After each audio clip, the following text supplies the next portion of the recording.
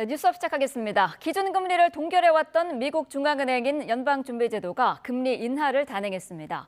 9개월 만에 0.25%포인트 내린 건데 연준은 올해 두 차례 더 금리를 인하할 거란 예상을 내놨습니다. 뉴욕에서 이승윤 특파원입니다. 그동안 물가 관리와 고용 안정 사이에서 고심을 거듭하던 연방준비제도가 기준금리를 0.25%포인트 인하했습니다. 연준은 이틀 일정에 공개시장위원회를 마친 뒤 기준금리를 현행 4.25에서 4.5%에서 4에서 4.25%로 내린다고 밝혔습니다. 트럼프 대통령의 관세로 인한 물가 인상 대비를 위해 5차례 연속 동결을 이어갔다가 9개월 만에 금리 인하를 단행한 겁니다. 이번 금리 인하는 관세로 인해 불안한 조짐을 보이는 고용 상황을 안정시키기 위한 조치로 풀이됩니다. Job gains have slowed and downside risks to employment have risen. And in light of the shift in the balance of risks, today the Federal Open Market Committee decided to lower our policy interest rate by a 0.25 percentage point. 연준은 또 올해 두 차례 더 기준금리를 인하하고 내년엔 단 한 차례만 인하를 예상한다고 밝혔습니다. 시장은 연내와 내년에 5차례 금리 추가 인하를 예상했던 만큼 뉴욕 증시 3대 지수는 등락이 엇갈리며 혼조세를 보였습니다. 트럼프 대통령의 측근인 스티븐 마이런 백악관 국가경제자문위원장은 이번 FOMC에 투표권을 가진 이사 자격으로 참여했습니다. 마이런은 트럼프 대통령의 금리 대폭 인하 요구에 맞춰 0.5%포인트 인하를 의미하는 B컷을 주장하며 0.25%포인트 인하 결정에 반대했습니다. 트럼프 대통령이 해임을 통보한 리사 쿡 연준 이사도 FOMC에 참여했는데 0.25%포인트 금리 인하에 찬성하며 마이런과 대립각을 세웠습니다. 전문가들은 연준이 물가 관리보다는 고용 충격과 정치적 부담 완화에 방점을 두고 금리 미세 조정에 이어 점진적인 완화 사이클에 돌입했다고 평가했습니다. 뉴욕에서 YTN 이승윤입니다. 연방준비제도 제롬 파월 의장은 트럼프 행정부의 관세 정책 효과가 올해 남은 기간과 내년 중 지속해서 누적될 것으로 예상된다고 밝혔습니다. 파월 의장은 기자회견에서 관세 영향에 대해 상품 가격 상승이 올해 인플레이션 상승의 대부분을 설명한다고 말했습니다. 이어 현 시점에서 이는 매우 큰 효과는 아니지만 올해 남은 기간과 내년 지속해서 누적될 것으로 예상한다고 덧붙였습니다. 최근 조지아주에서 발생한 한국인 구금 사태가 한미 관계에 악영향을 미칠 수 있다는 미국 연방의회의 분석이 나왔습니다. 한국에서 미국에 대한 여론이 악화하고 있다는 건데 트럼프 대통령의 관세 정책과 주한미군 재배치 시도도 위험 요소로 지적했습니다. 워싱턴에서 홍상희 특파원입니다. 지난 12일 미국 의회 조사국이 발표한 한미 관계 보고서입니다. 지난달 이재명 대통령과 트럼프 대통령의 첫 정상회담에서 긍정적 분위기가 만들어졌다면서도 한미 관계에는 여전히 도전 과제가 남아있다고 지적했습니다. 특히 조지아주 현대차 그룹과 LG 에너지 솔루션 합작 배터리 공장 건설 현장에서 일어난 구금 사태의 파장을 우려했습니다. 트럼프 행정부의 이민 단속 작전으로 인한 한국 내 여론 악화에 주목하고 있는 겁니다. This is bad. Expect a pullback of future investments, at least during the Trump administration, or at least until Congress can actually create a visa for this. 트럼프 대통령의 관세 정책으로 수출 중심 경제의 한국이 자동차와 철강 등 대미 수출에서 타격을 입게 된 점도 지적했습니다. 대북 정책에서도 트럼프 대통령이 한국 정부를 패싱할 우려가 나오고 있다고 강조했습니다. 미국이 중국 견제를 위해 주한미군 재배치 움직임을 보이고 있어 중국을 자극하지 않으려는 이 대통령의 의지가 복잡해질 수 있다고도 분석했습니다. 특히 지난달 25일 한미 정상회담에서 양국 정상이 방위비 분담과 주한미군 규모 조정 등 잠재적 동맹 이슈를 해결하지 못했다고 짚었습니다. 미 의회 조사국은 한국인 300여 명을 구금한 이번 조지아 사태가 한미 관계 악화로 이어질 수 있다고 평가하면서 트럼프 행정부의 제조 부흥 정책과 이민 정책이 충돌하고 있다고 강조했습니다. 워싱턴에서 YTN 홍상입니다. 한미가 양국 조선협력 프로젝트인 마스가 실행의 최대 걸림돌로 꼽히는 미국 내 규제 완화를 위한 논의에 나섰습니다. 미국을 찾은 방사청장은 원하는 만큼 배를 공급받으려면 미국의 전향적인 결심이 필요하다고 지적했습니다. 워싱턴에서 신윤정 특파원이 보도합니다. 미국을 방문한 석종건 방사청장은 한미 조선 협력에 장애가 되는 미국의 규제 장벽을 완화할 방법을 미국과 논의하고 있다고 밝혔습니다. 양국이 원하는 조선 협력을 하는데 법적 장애물이 있다면서 이번 방미 기간 미 국방부와 해군성 고위 당국자를 만나 논의하려 한다고 말했습니다. 도널드 트럼프 미국 대통령은 지난달 한미 정상회담에서 한국에서 선박을 사겠다고 밝혔지만 각종 규제가 가로막고 있기 때문입니다. 미 연안 항로에서 운항하는 선박은 미국에서 건조해야 한다고 규정한 존스법과 해외 조선소에서 미국 군함 건조를 금지한 반스 톨레프슨 수정법 등이 대표적입니다. 이런 규제에 대해 석 청장은 미국에서 전향적으로 리더십 차원에서 빠르게 정리해주는 게 필요한 것 같다고 말했습니다. We need more than just one of these companies to overcome the barriers within the United States. So we are proposing variety of measures to overcome this. 한화의 필리 조선소 인수처럼 한국 업체들이 미국 현지 건조를 추진하고 있지만 미국이 원하는 규모와 속도로 선박을 공급하긴 힘들다는 겁니다. 그러면서 각종 부품을 우선 공급하거나 블록 단위로 제조해 미국에서 조립하는 방안 등을 제시했다며 미국 측과 조율할 거라고 덧붙였습니다. 트럼프 대통령도 다른 나라로부터 조선 기술을 배워야 한다고 거듭 강조한 만큼 해법 찾기가 속도를 낼 전망입니다. Maybe we should help them along and let some people come in and train our people to do, complex things, whether it's battery manufacturing or computer manufacturing. 미군 태평양 사령부 사령관 출신 해리 해리스 전 주한 미국 대사는 미 해군이 함정 건조 목표를 달성하려면 한국 같은 유능한 국제 조선 업체들이 해법의 일부분이 돼야 한다고 말했습니다. 미 의회에서도 한국 등 동맹국의 조선 시장을 개방하는 내용의 법안이 발의되는 등 규제 완화 필요성에는 공감대가 있는 만큼 한미 관세 협상 후속 협의와 맞물려 논의가 진행될 전망입니다. 워싱턴에서 YTN 신윤정입니다. 네, KT 무단 소액 결제 사건 피의자 중국 교포 2명에 대한 구속영장 실질심사가 오늘 오전에 열립니다. 이르면 오늘 구속 여부가 결정될 것으로 보이는데요. 사회부 취재기자 연결해서 알아보겠습니다. 오승훈 기자, 영장심사 오늘 몇 시에 열립니까? 네, 오늘 오전 10시 반쯤 열리는 것으로 현재 경찰은 확인하고 있습니다. 경기 남부경찰청은 오늘 오전 10시 반 수원지방법원 안산지원에서 피해자 2명에 대한 영장 실질심사가 열린다고 밝혔습니다. 이번 사건의 피해자인 중국 교포 48살 남성 A씨는 범행을 시인한 것으로 파악됐습니다. 경찰은 지난 16일 오후 2시쯤 인천공항에서 A씨를 체포했는데요. 경찰은 수사 초기 A씨의 신원을 특정했는데 이미 중국으로 출국한 뒤였고 이후 인천공항을 통해 입국하던 A씨를 붙잡았습니다. 경찰은 또 같은 날 오후 2시 50분쯤 서울 영등포에서 또 다른 피해자인 44살 남성 B씨도 검거했습니다. B씨 역시 중국 교포로 무단 소액 결제로 취득한 상품권을 현금화하는 역할을 한 혐의를 받습니다. 네, 범행에는 그동안 추정했던 대로 불법 소형 기지국 장비가 사용된 것으로 드러났다고요? 네, 그렇습니다. 경찰은 A씨가 지난 8월 말에서 9월 초 사이 차량으로 이동하며 범행을 저지른 것으로 보고 있습니다. 지난달 21일 경기 과천을 시작으로 닷새 뒤엔 서울 금천구, 그 다음 날부터는 경기 광명에서도 피해 신고가 접수됐는데요. 이때 A씨는 차에 실어둔 불법 수영기지국 장비를 이용해 범행을 저지른 것으로 조사됐습니다. 경찰은 A씨가 사용한 장비를 확보한 상태입니다. 앞서 피해 사실이 알려진 뒤 범인들이 펜토셀이라는 불법 초소형 기지국 장비를 사용했을 것이라는 추측이 나오기도 했는데요. 경찰은 구체적인 범행 수법과 추가 공범 여부를 조사하고 있습니다. 네, 피해 상황이 심각했는데요. 피해 규모도 정리해 주시죠. 네, KT 무단 소액 결제 사건을 전담하는 경기 남부경찰청에 지난 12일까지 접수된 피해자 숫자는 200여 명에 가깝습니다. 구체적으로는 피해자가 199명, 피해 규모는 1억 2,600여만 원 규모입니다. 경기 광명이 118명으로 7,700여만 원의 피해를 입어 규모가 가장 크고 서울 금천구가 62명, 경기 과천과 부천이 그 뒤를 잇습니다. 다만 KT가 자체 집계한 피해는 278명에 1억 7천여만 원으로 정확한 피해 규모는 경찰 등의 조사가 더 필요해 보이는 상황입니다. 지금까지 사회부에서 YTN 오승훈입니다. 국민의힘 권성동 의원은 헌정 사상 처음 특검에 의해 구속된 현역 의원이라는 불명예를 쓰게 됐습니다. 민주당은 사필 규정이라고 환영했고 국민의힘은 야당인 게 죄라고 반발했습니다. 박정현 기자입니다. 특검 역사상 현역 의원으로선 처음으로 국민의힘 권성동 의원이 구속되자 민주당은 당연한 결과라는 반응을 내놨습니다.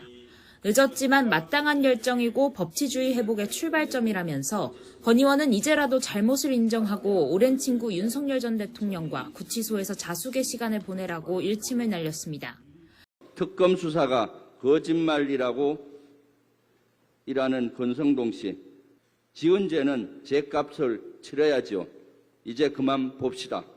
권성동 아웃. 민주당은 이번 사건을 단순 개인 비위나 일탈이 아닌 특정 종교와 정치 세력이 결탁해버린 국정농단으로 규정했습니다. 권 의원 구속을 신호탄으로 특검 수사가 국민의힘 전반으로 확대되고 연말까지는 청산의 시간이 이어질 것이라고 민주당은 기대하는 눈치입니다. 국민의힘은 침통한 분위기 속에 비공개 대책회의를 소집했습니다. 불체포 특권도 포기한 야당 의원에게 법원이 영장을 내준 건 사법부가 먼저 드러누워버린 꼴이라고 지적했습니다.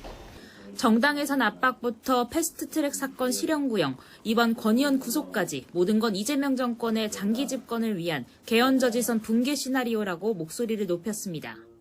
야당의 대표여서 위증 교사를 하고도 증거인멸의 우려가 없다라고 면죄부가 발부되던 시대라면 지금은 야당인 것 자체가 죄인. 내부적으로는 권 의원을 시작으로 당 전반의 특검의 포위망이 좁혀올 수 있다는 위기감이 감지되는 게 사실입니다. 국민의힘은 일요일 대구를 시작으로 경부선 라인을 따라 6년 만에 대규모 장외투쟁에 나섭니다. 특검 수사로 당 안팎이 크게 흔들리는 상황에서 여론전과 내부 결속을 바탕으로 위기를 정면 돌파한다는 구상입니다. YTN 박정현입니다. 검찰청 폐지와 경제부처 개편을 핵심으로 한 정부조직법 개정안이 오는 25일 국회 통과를 목표로 출발했습니다. 민주당은 이재명 정부가 일할 수 있도록 발목 잡기를 멈추라고 했는데 국민의힘은 상륙작전처럼 몰아친다고 반발했습니다. 황보혜경 기자입니다.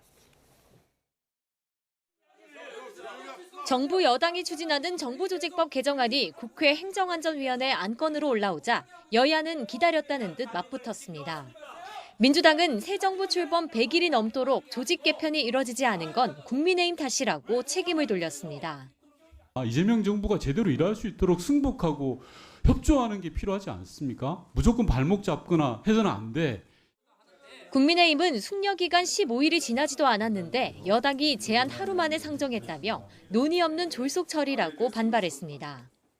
10일 만에 본회의에다가 바로 통과를 시키겠다는 게 이게 정상적인 국회 역할로 하겠다는 겁니까? 상륙 작전하듯이 정부조직법을 개편해서는 안 된다고. 민주당은 정부조직법 얼개가 외부에 나간 지가 한참이라며 야당의 뒷북을 지적했고 그럼 그동안 수많은 기회가 있었는데 그때는 뭐 하다가 오늘 우리가 행안위 한다고 하니까 긴급하게. 국민의힘은 정부조직법을 담은 여야 합의가 민주당 때문에 파기됐다고 화살을 돌렸습니다. 특검법 합의하고 정부조직법 통과시키려고 여야 교섭단체 협의까지 한 겁니다. 근데 특검법 일방적으로 파기한 건 민주당이에요. 검찰청 폐지에 따른 경찰 권력 비대화를 우려하는 질의가 여권에서도 나왔는데 행안부 장관은 이렇게 받아쳤습니다. 경찰청과 조직이 합쳐지는 것이 아니기 때문에요. 이 권력이 집중된다라고 볼 수는 없습니다.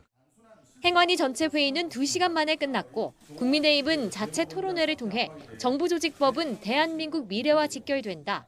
왜 번갯불에 콩 굽듯 서두르는 거냐며 내용과 속도를 모두 지적했습니다.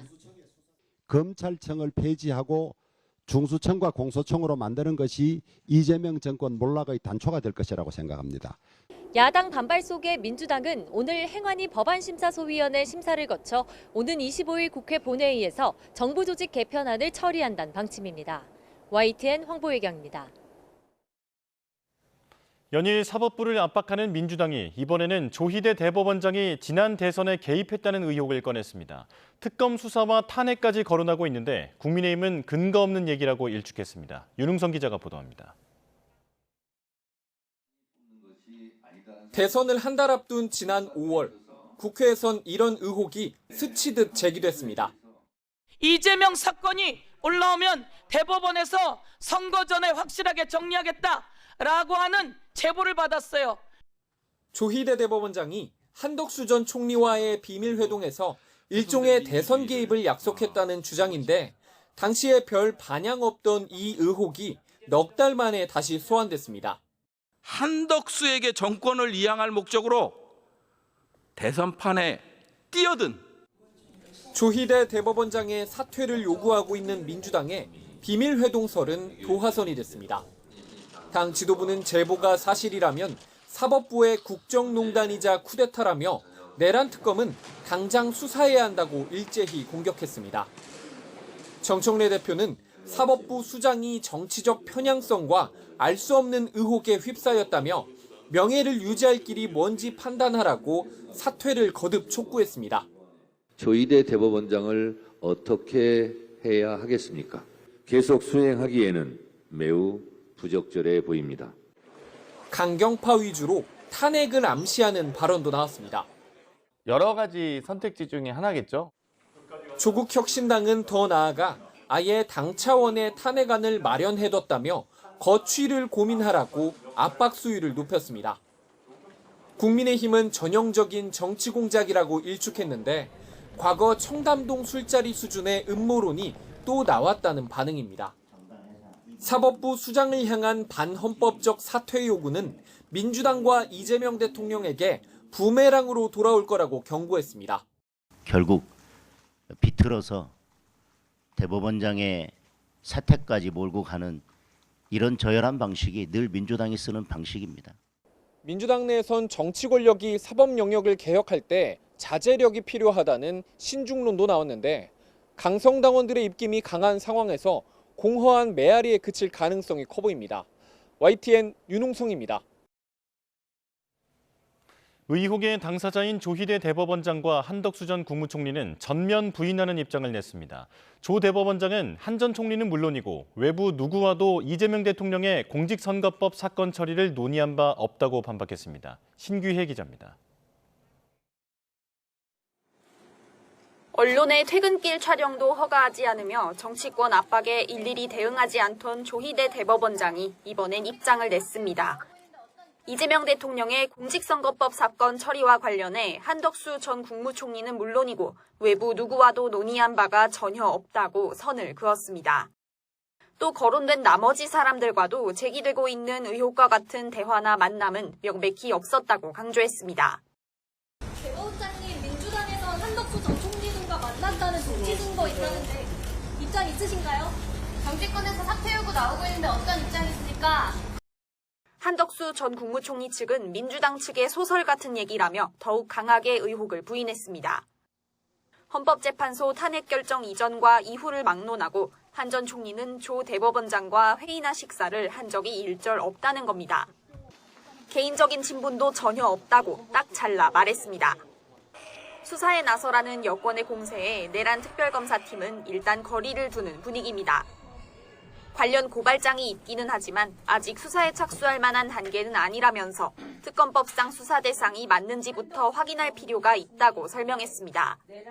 내란 외환과 관련해 수사 대상으로 명기된 범죄만 특검 수사가 가능하다며 내란과 연결될 수 있을지는 상당한 검토가 필요하다고 부연했습니다. YTN 신기혜입니다.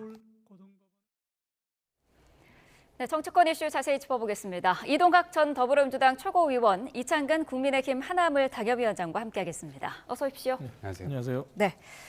자, 민주당이 조희대 대법원장과 한덕수 전 국무총리의 회동 의혹을 제기했는데요. 조 대법원장이 어제 반박 입장을 냈습니다. 이 대통령 관련 사건에 그 누구와도 만나거나 논의한 바가 없다라는 건데요. 상황이 지금 진실 공방으로 번지고 있는데 어떻게 보고 계시나요? 사실 저는 이 만남 여부는 진위 여부나 이런 것들이 좀 밝혀져야 되겠습니다만은 네. 저는 핵심은 아니라고 봅니다. 그러니까 핵심적인 사안은 사법부 스스로가 독립을 해치고 불신을 자초하고 있는데 이 차관점이 있다 이렇게 생각을 하고요. 네. 지난 대선 때 조희대의 난이라고 불리지 않았습니까? 1심에서 유죄가 났고 2심에서 무죄가 난 사건입니다. 그런데 이례적으로 대법에서 이것을 빠르게 하겠다라고 하면서 사실 4월 22일 날 소부에 배당이 됐었거든요. 네. 그런데 그것을 대법에서 자기네들이 하겠다라고 해가지고 이 전원 합의부로 이 회부를 합니다. 그리고 이틀 뒤에 바로 심리가 열려요. 그리고 9일 뒤인 5월 1일 날 바로 이 판결이 나죠. 그렇기 때문에 이 지점에서 도대체 왜 대선을 앞두고 이렇게 빠르게 대선 후보의 어찌 보면 자격을 문제 삼을 수 있을 만한 그런 판결을 그렇게 빠르게 냈는가. 이 부분에 대해서는 어쨌든 권투 경기를 하려고 하는데 바로 제3자가 난입을 해가지고 지금 이렇게 했다. 그것이 헌법과 선거법에도 맞지 않는 사안이었는데 대법이 왜 그렇게 했을까? 여전히 의혹이 남아있는 거거든요. 그렇기 때문에 이런 문제 제기나 이런 것들이 지금 설왕설래하면서 나오고 있는 부분이 네. 대법 스스로가 이 부분에 대해서 해명이 지금 안 되기 때문이다. 이렇게 생각합니다. 네, 한덕수 전 총리 측도 먼저 입장을 냈는데 사실이 아니다, 소설이다 이런 반응까지 보이더라고요. 그렇습니다. 민주당이 전원에 의한 이러한 폭로를 계속하고 있는데 네. 과연 이것이 민주당의 누틴인가 이런 생각까지 들어요. 왜냐하면 과거에 청담동 술자리도 있었지 않습니까? 그때 당시도 결론은 어떻게 됐습니까? 허위, 거짓으로 판명이 났지만 그렇게 의혹을 제기한 김의겸 전 의원은 형사처벌은 받지 않았어요. 네. 그것이 바로 국회의원의 면책특권 때문에 그렇습니다. 하지만 민사처벌은 받았어요. 근데 지금 또 어떻게 됐습니까? 새만금 청장으로 또 이렇게 검이 환영했어요. 네. 민주당의 누틴이 정말 잘못된 것이 허위 사실이라 하더라도 국회의원의 면책 특권에 숨어가지고 국회에서 발언을 해요. 그것이 일종의 루머라도 좋다 이거예요. 그러면은 그것을 가지고 확대 재생산을 합니다. 네. 그리고 강성 지지층이나 강성 유튜버들이 진실이냐 호도를 하고 그러고 나서 이것이 민주당의 정치권으로 다시 넘어가면은 공식적으로 사퇴 압박을 합니다. 이미 정청래 대표가 그렇게 했지 않습니까? 과연 이것이 대한민국 발전과 상권 분립에 맞냐 이런 생각이 들어요. 문영배 전 헌법재판소장이 뭐라 그랬습니까? 대한민국은 헌법에서 시작된다 그랬지 않습니까? 헌법을 되돌아본다면 상권 분립이 명확하게 위치해 있고 그리고 네. 민주당이 주장한 것처럼 선출된 권력이 사법부를 장악할 근거가 없어요. 그런데 민주당은 지금 잘못된 그러한 행태를 하고 있는 것이고 그래서 다시 한번 강조하지만 민주당은 이러한 루머에 가까운 것으로 시작되는 누틴, 네. 대한민국의 미래가 정말 어둡다 이런 말씀드리겠습니다. 서영교 의원은 아주 신뢰할 만한 내용이라면서 제보의 그 녹취도 공개를 했는데요. 이거 들어보면은 이 제보자도 어디서 들었다, 그랬다더라 예 내용이거든요. 녹취 들어보셨습니까? 네, 녹취는 이미 서영교 의원께서 지난 5월 달에 법사위에서 튼 적이 있습니다. 네. 근데 그것 말고도 아마 복수의 제보가 지금 들어온다고 이야기를 하고 있는 걸로 봐서는 무언가가 더 있는 거 아니야? 이제 이런 생각이 들고 이것을 잠깐 설명을 드리면 4월 4일 날 탄핵이 있었어요. 네. 그리고 4월 7일 날 이 부적절한 만남이 있었다라고 하는 제보의 이 녹취가 있는 거거든요. 이제 그 만난 사람들이 한덕수 전 국무총리이고요. 그다음에 그 최은순 씨라고 이제 김건희 여사의 어머니잖아요. 이제 네. 이분과 특수관계에 있는 이 사람 한 분 더 있고, 그다음에 정상명 전 검찰총장이라고 하는데 네. 이분이 김건희 여사와 이 윤석열 전 대통령 결혼할 때 주례봐 주신 분이잖아요. 그러니까 이 네 분의 만남이 저는 어떤 형태로 이루어졌을지 그건 뭐 잘 모르겠습니다만 만약에 정말 이루어졌다면 좀 기절초풍할 어떤 그런 이 멤버십이에요. 그렇기 때문에 여기에서 이제 그런 것들이 4월 7일 날 만남이 있었다라고 한다면 자기가 대법에 올라오면 이것들을 잘 처리하겠다라고 하는 그 증언하고 맞물리게 되면서 이게 굉장히 큰 폭발력을 갖는 거거든요. 네. 그리고 4월 22일 날 소부배당, 4월 24일 날 심리, 5월 1일 날 이 유죄 취지 파기환송, 그리고 4월 30일 날 하루 전날에 한덕수 전 국무총리가 대선 출마 선언을 한단 말이에요. 이 흐름이 쭉 이제 연결이 되면서 이게 폭발성을 갖는 것인데 실제 이 여부와는 사실은 저는 관계없이 네. 애초부터 대선에 난입했던 이 부분이 문제라고 생각을 하기 때문에 아마도 이런 이야기들이 계속해서 끊임없이 나오고 있는 것 아닌가. 그리고 조희대 대법관 스스로가 지금 직위원 재판부가 하고 있는, 예를 들면 일주일에 한 번씩 지금 재판하고 있거든요. 네. 만약에 이거를 차일피일 계속 이런 식으로 느린 속도로 진행을 하게 되면 6개월이 지나면 구속이 또 풀려나게 될 거 아닙니까? 그런 상황들이 또 발생하게 될 경우에 이거 마치 이제 팔이 안으로 굽는 그런 행위를 하고 있는 것 아니야? 이런 의혹을 국민들께서 가지실 수 있기 때문에 네. 이 부분에 대해서 공정성을 좀 기해달라라고 하는 주문을 계속해서 지금 하고 있는 겁니다. 좀 전에 그 위원장님께서 지적을 하신 부분처럼 국민의힘 주진우 의원은 이게 청담동 술자리 가짜 뉴스와 판박이라고 하면서 또 지적하고 있는 부분이 국회의원의 면책특권 뒤에 숨어서 아니면 말고식의 의혹을 제기하고 있다. 이렇게 비판을 하고 있거든요. 여기에 대해서는 어떤 의견이실까요? 그러니까 이 부분도 그러니까 저는 복수의 제보가 있다고 하니까 네. 당연히 이제 좀 더 있을 것이라고 저도 생각을 하는데 실제로 이게 그냥 단순한 의혹 제기다. 그러면 어쨌든 국회의원이고 국민들 앞에 책임을 또 져야 되는 그런 분들입니다. 네. 그렇기 때문에 저는 이것이 아무것도 없는데 그냥 의혹만 제기하는 방식으로 이제 됐을 거라고는 생각하지 않고요. 시간이 지난다면 아마 몇 가지가 더 나오지 않을까 그렇게 저 역시도 이제 기대를 하고 있고 네. 제가 계속 말씀드리지만 사실은 이 4월 7일 날의 어떤 부적절한 만남 여부와 관계없이 이미 이 대법원이 국민들로부터 불신을 갖고 있고 또 지기현 재판부의 이런 불신 내용에 대해서 바로잡을 생각이 전혀 없어 보이고 그렇기 때문에 이 지점에 대한 책임은 대법원이 분명히 져야 된다 이 말씀을 드리겠습니다. 네. 주진우 의원은 부승찬, 정청래 이 두 사람을 무고죄로 처벌해야 한다라고도 입장을 밝혔더라고요. 그렇습니다. 민주당이 정말 떳떳하다면은 국회 뒤에 숨을 게 아니라 방송이나 본인들이 좋아하는 유튜브에 나와서 얘기를 왜 못합니까? 그런 거 안 하잖아요. 그렇다면은 그 자체가 신빙성을 잃는 거고요. 네. 민주당이 그 정도로 자신이 없다는 것이죠.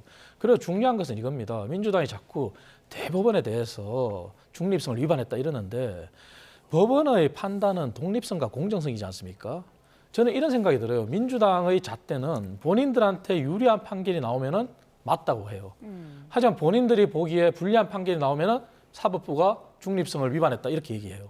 그러면 대한민국 사법부가 어떻게 정치권으로부터 독립할 수 있겠습니까? 민주당이 지금 해야 할 일은 야당이 아니잖아요. 여당이잖아요. 네. 여당이면 국가를 책임지는 정당이잖아요.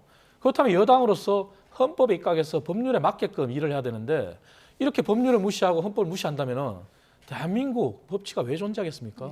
민주당이 그냥 입법, 사법, 행정을 다 하면 돼요. 저희 국민의힘 한 번도 과거 시절에 저희가 야당 시절에 김명수 전 대법원장 있었을 때 정치 공세는 한 적이 있었어요. 하지만 민주당처럼 이렇게 하지는 않았어요. 그것은 사법부의 판단을 존중하기 때문입니다. 그래서 민주당이 지금 다시 가져야 될 시각은 과거 자꾸 대선을 회귀해서 대선에 개입했다 이런 시각을 가질 게 아니라 네. 그렇다면 더 거꾸로 올라가야 돼요. 이재명 대통령이 당시 후보 시절에 법꾸라지라는 말을 들으면서 재판을 지연시킨 거는 그런 걸 어떻게 하겠습니까? 그런 얘기는 이제 저희가 안 하잖아요. 그렇다면 민주당도 본인들의 판단에 마음에 안 든다고 해서 사법부를 급박하는 행태를 멈춰야 된다. 네. 그리고 정말 당당하다면 언론이나 유튜브 나와서 아니면 기자회견을 해서 국회 말고 다른 민간의 울타리에서 하라 이거죠. 근데 못 하잖아요. 네. 민주당의 정청래 대표는 지금 이것과 관련해서 내란 특검이 수사를 해야 된다라는 입장까지 밝히고 있는데 특검은 신중한 입장을 보이고 있거든요. 내란 특검의 수사 대상에도 포함이 될 가능성이 있다고 보시나요? 글쎄요. 그건 특검에서 전적으로 결정할 문제이긴 한데요. 네. 지금 국민의 불신이 사그라들지 않고 있기 때문에 특검에서 전 검토는 해볼 수 있다고 생각합니다. 아마 처음에 특검은 여러 가지 뭐 사실의 조각들을 모아가지고 전체 그림을 그리고 본인들이 어떤 갈래로 지금 이 수사를 진행해야 될지에 대한 시나리오는 다 있을 겁니다. 네. 근데 여기에서 어쨌든 제3의 본인들이 예측하지 못했던 그러한 어떤 문제 제기가 계속해서 되고 있고 또 국민의 불신이 계속 진행이 되고 있잖아요. 그리고 대법원이 과연 뭐 이 내란과 관련된 과정에서 어떤 일들을 했었는가. 특히나 조희대 대법관은 윤석열 전 대통령이 임명했기 때문에 네. 이런 엄청난 일을 저지르는데 대법원에도 얘기를 안 했을 것이다. 이제 이렇게 생각하는 게 사실은 또 어불성설이기도 하고 그런 여러 가지 측면에서 조희대 대법관의 지금 이 의혹 관련해서 계속해서 여당에서도 문제 제기를 하고 있고 국민의 불신이 계속되고 있는 이 상황 속에서 특검도 좀 판단을 해야 될 겁니다. 근데 일단은 약간 자세를 좀 빼긴 했습니다만 네. 만약에 이 부분이 계속해서 더 커진다면 그리고 실제 의혹이 아니라 구체적인 어떤 제보자가 등장하거나 네. 아니면 제보의 내용이 좀 더 구체적이거나 이런 것들이 추가로 더 나올 경우에는 특검도 그런 부분들에 대해서는 판단을 해야 되지 않을까 싶습니다. 네, 조국 혁신당은 여기에 대해서 지금 탄핵 소추안까지도 이미 준비해 놨다고 밝혔거든요. 이 부분은 어떻게 보세요? 조국 혁신당은 지금 최근 성범죄 사건으로 연루된 정당이지 않습니까? 지금 본인들 입장에서는 물타기, 본인들의 위기를 넘기는 그런 좋은 호재가 됐죠. 네. 그래서 그러한 일을 하는 것 같은데 지금 조국 혁신당은 여기에 나설 게 아니라 본인들이 처한 입장에서 본인들이 성범죄, 성비 관련해서 어떤 입장을 표명하고 그것을 어떻게 치유하느냐에 더 중점을 둬야 돼요. 조국 대표도 뭐라 그랬습니까? 그래서 그러한 문제를 치유하기 위해서 비대위원들을 전문인인 법관이 아닌 여성들로 또 이런 사람으로 채웠다 그랬잖아요. 네. 그렇다면 거기에 자기들이 문제 해결을 해야죠. 왜 여기에 관심을 가집니까? 그래서 조국 혁신당이 하는 행태는 전형적인 물타기라고 볼 수밖에 없고요. 네. 저는 민주당이 오히려 이런 것을 요구하고 싶어요. 정말 떳떳하다면 법관에 대해서 헌법에 맞게 그냥 탄핵을 하시라. 그래서 헌법재판소의 판단을 받으면 되잖아요. 네. 더 이상 정치 공세를 하지 말고. 그렇다면 모든 게 끝날 문제예요. 하지만 그것도 아니고 저것도 아니고 무조건 조혜대 대법원장 사퇴하라? 그리고 다시 한번 강조드리지만 과거 이재명 대통령 당시 후보 시절에 대법원의 판단은 조희대 대법원장 혼자 있었던 게 아니에요. 그리고 대한민국 헌법에서 헌법 101조의 사법은 법관으로 구성된 법원에 속해요. 네. 그리고 대통령이 임명하는 것은 국회의 동의를 받아서 대법원장 한 명만 임명을 해요. 나머지 대법관들은 대법원장의 제청으로 임명이 돼요. 그렇다면 당시 조희대 대법관이 그러한 결정을 했을 때 대법관들은 김명수 대법관이 제청하는 사람들도 있었어요. 그건 어떻게 설명하시겠습니까? 그래서 제가 결론적으로 다시 말씀드린 것은 사법부의 독립과 공정성은 존중돼야 돼요. 네. 그리고 국회가 그렇게 나서려면 헌법에 입각해서 국회의 권한을 행사하라. 더 이상 정치 겁박, 사법 겁박을 하는 행태는 멈춰야 된다. 그 말씀 드리겠습니다. 네, 민주당도 차라리 그러면 탄핵안을 마련하라라는 그런 말씀이셨는데 사실 그동안 정청래 대표도 얘기는 했습니다마는 당 차원에서 공식적으로 논의한 적은 없다라는 게 입장이었거든요. 이번 사안의 계기로 좀 바뀔 수도 있을까요? 그러니까 정치적 주장이 처음엔 나오고요. 그리고 그 이후에는 여론이 좀 모여야 되겠죠. 그러니까 국민 불신은 어쨌든 저는 커져가고 있다 이렇게 생각을 하고요. 이것이 만약에 누적된다면 실제로 대법원장 탄핵까지도 갈 수도 있는 사안입니다. 네. 왜냐하면 그 정도로 대선에 난입했던 정말 희대의 어떤 이런 사건이 스스로 저질러 버렸고 그리고 그 이후에 지금 내란, 계엄 이런 것들이 퍼지고 인 이후에 지금 재판도 진행되고 있습니다만 이 재판 역시도 그 재판장 역시도 뭐 룸사롱에 가고 누군가의 어떤 접대를 받았다 이런 얘기들 구체적인 제보도 지금 계속 나오고 있는 상황인데 이게 그리고 나를 또 이 시간으로 해가지고 70여 년 역사 동안 이 한 사람에게만 적용을 했었단 말입니다. 네. 이 과정에서 다 그냥 불신이 생겨버린 거예요. 그럼 스스로 이것을 바로잡을 노력을 해야 되는데 노력 자체를 안 해요.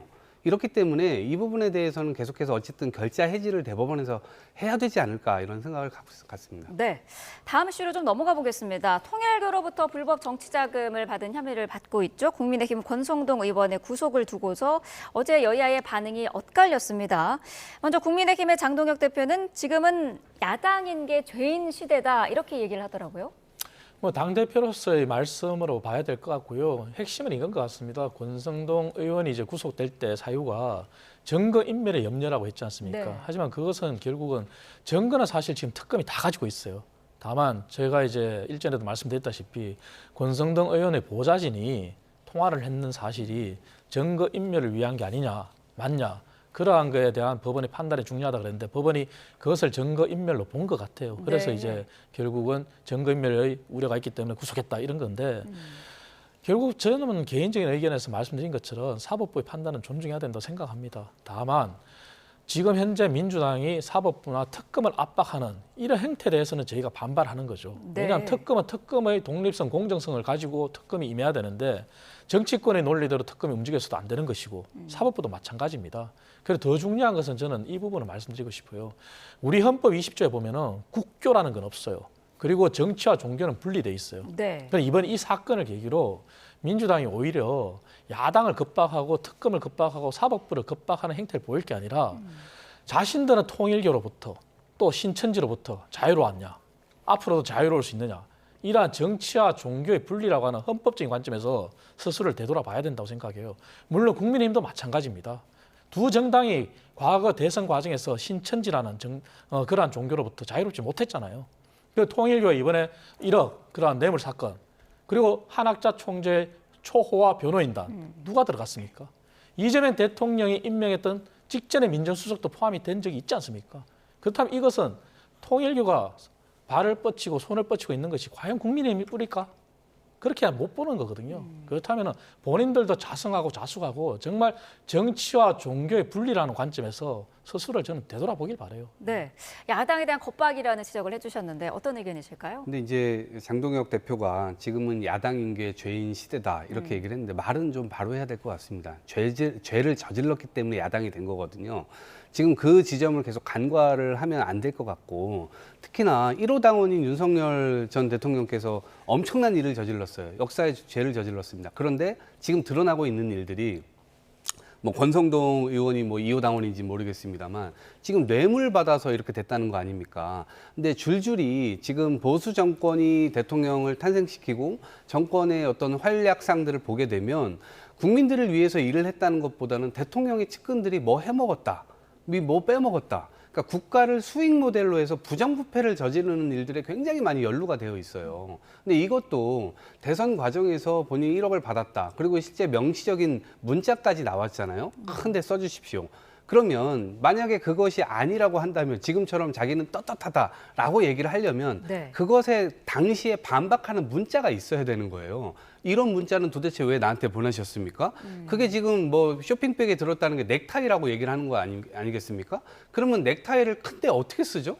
어떻게 뭐 끈을 묶는 데 쓰나요? 그러니까 그 반박 자체가 지금 서로가 이야기가 안 되는, 상식적으로 이해가 안 되는 선에서 지금 진행되고 있기 때문에 네. 이 지점에서는 야당이기 때문에 뭐 탄압을 받는다, 이제 그런 프레임이 통하지 않을 것이라고 믿고, 적어도 상식적인 면에서 국민들께서 좀 공감하실 정도의 내용으로 본인이 자숙하고 이런 내용들을 이야기를 해야 되는데 자꾸 탄압받는 식의 프레임을 국민들께 이야기한다고 해서 국민들이 그것을 믿어줄지 의문입니다. 네, 국민의힘이 오는 일요일 대구를 시작으로 이제 대규모 장외 집회를 여는데요. 경부선 라인을 따라 이동을 한다고 하는데 이런 대규모는 6년 만이라고 하더라고요. 저희가 이렇게 장애 집회를 하는 핵심은 비리가 있는 의원들을 옹호하기 위한 건 아니라는 것을 분명히 말씀드립니다. 네. 야당이 벌이고 있는 이러한 장애 집회가 왜 생겼을까? 결국은 여당, 민주당의 독주, 결국은 사법 겁박입니다. 대한민국은 헌법이 정점으로 법치국가입니다. 하지만 그러한 헌법과 법률을 무시하고 선출된 권력이 모든 것을 다 장악한다는 이러한 잘못된 인식, 내란 특별재판부도 마찬가지지 않습니까? 아까도 말씀드렸다시피 사법권은 법관으로 구성된 법원에 속한다는 게 헌법 101조에 있어요. 네. 그렇다면 민주당이 하고 싶다면은 헌법을 개정한 뒤에 해야죠. 그러나 현행 헌법이 존재하는데 헌법도 개정하지 않고 본인들의 뜻대로 하겠다? 선출된 권력이 다 하겠다 그러면 대한민국 법원이 왜 존재합니까? 이러한 부분에 대한 지적을 하기 위한 거예요. 그래서 민주당의 사법개혁 정말 잘못된 것이다. 사법 겁박 해서는 안 된다. 이런 것을 알리기 위한 것이고요. 네. 다시 한번 강조드리지만 개인적으로 의원들이 비리가 있고 한다면 처벌받아야죠. 그런 면에서 보수 정당은 사실 과거의 도덕적인 면에서 민주당보다 우위에 서 있었습니다.